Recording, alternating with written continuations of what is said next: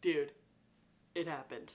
Glossier launched a motherfucking bronzer. I have been waiting for this day since, when was Glossier invented? 2010. Yeah, no, I have not been waiting that long. I've been waiting for this since I realized that Glossier didn't have a bronzer. And there's nothing I want more than what I can't have. So there's been some whisperings about it, some breadcrumbing, if you will. There's this weird TikTok reposted to Emily Weiss, aka the real Keener from The Hills. That was like 8 years ago, asshole. People don't forget. Which I'm still confused, like, did this girl just shoot her shot and then invented the Glossier bronzer? Like, was there no board meeting of like, hey everybody, just a reminder, we still don't have a bronzer. If anyone has any ideas, we'll circle back. And everybody else in the meeting was just like, nah. I then got this suspicious email hinting at a bronzer. There was kind of like a cryptic post on the gram. I then got a real email that said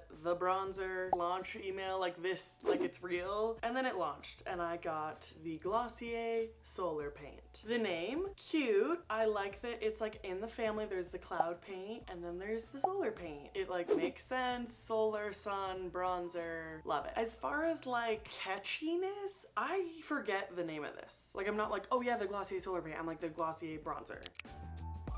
So let's get the boring stuff out of the way. This guy comes in 4 different shades. It retails for $20. You get 0.43 fluid ounces of product and you can only purchase it from the Glossier website, as is all Glossier products, because that's just how Glossier rolls.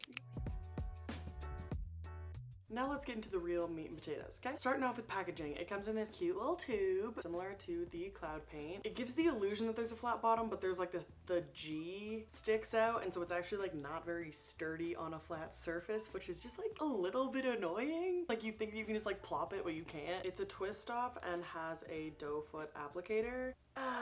Okay, so then, which leads me to the first thing that I'm not a huge fan of, the doe foot applicator. The directions actually say to dot on a bit of the product and then like rub in from there, which doesn't make sense for the actual formulation, because something I like about this product is that it's like a set it and forget it. Like once you place the product, it doesn't really move around a lot, which I enjoy because I don't want to have to keep blending. So the doe foot dotting doesn't actually like work. Here's my bone to pick with Glossier. I think Glossier values aesthetic over function. Their intention is to make the product user-friendly for like on the go or like model off duty, but it's actually like not intuitive to apply. And it's kind of a similar problem I have with the cloud paint. The packaging is cute because it's cloud paint and it looks like paint tubes, but the actual dotting on the back of your hand is kind of messy. It's like really pigmented, which is nice, but there's too much product to apply directly. Not to say I don't love a lot of Glossier products, because I do. I am a Glossier stan at the end of the day. And at the end of the day, I have purchased almost every single product from that website, because in general, they are just like a certain standard of quality. But I feel like I always have a little bit of an issue with them. And maybe that's just me being nitpicky, but it does make me not want to repurchase things.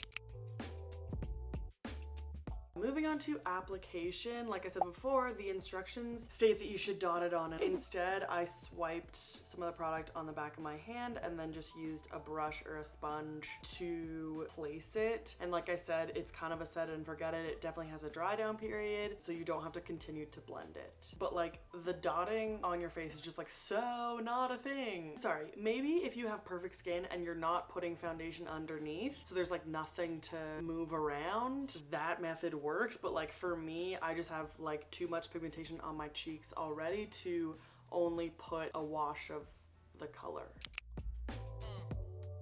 As far as wear time, I noticed this does actually wear really well throughout the day. I honestly think that out of all the Glossier products, this has like the most staying power, because even like the concealer will break down, the blush seems to fade a little bit. I also found, I guess like wearability and application along those lines, you can both put it like over a liquid or after you've set your face, like over top powder, and it doesn't mess anything up too much.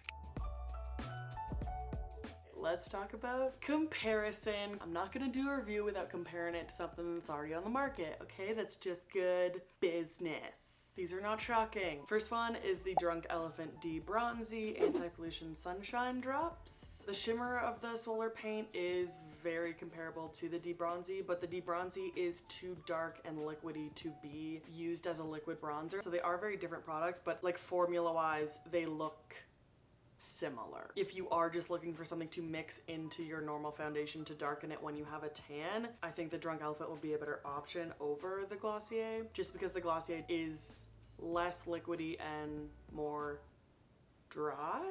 The other comparable product is the Tower 28 Bronzino, just in like a different form. Like this is more of a cream than a liquid. I think this is just like an easier product to apply just because of the nature of like the packaging, where it's literally just like swirling a brush or putting your sponge in and applying, versus the doe foot that can be like a little bit finicky. Correct me if I'm wrong, it's a comparable price. I'll check on that. It'll be right here.